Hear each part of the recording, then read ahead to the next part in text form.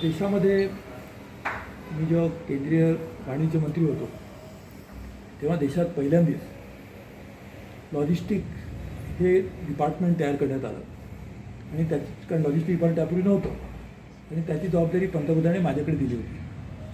त्यावेळेलाच मी असा निर्णय घेतला होता की गोव्यामध्ये देखील एक लॉजिस्टिक हब निर्माण केलं जावं.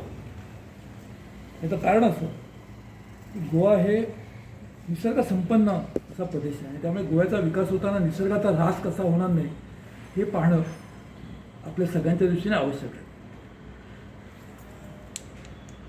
त्याचबरोबर रोजगार देखील लोकांना मिळाला पाहिजे. त्या निसर्गाचंच आपण रक्षण केलं आणि लोकांना रोजगार मिळाले तर तरुणांचं काय होणार. या दोन्ही गोष्टीचा जर विचार केला तर लॉजिस्टिक हब हे निसर्गाचा कोणताही ऱ्हास करत नाही आणि त्याचबरोबर कित्येक हजारो तरुणांना यामधून नोकऱ्या मिळू शकतात आणि म्हणून लॉजिस्टिक हब गोव्यात व्हावं अशी त्यावेळची कल्पना होती. मला पूर्णपणे खात्री आहे की अशा त्याचा लॉजिस्टिक हब करण्यासाठी केंद्रीय स्तरावर आणि राज्यस्तरावर प्रयत्न करून आपण तो प्रत्यक्षात अंमलात आणला पाहिजे.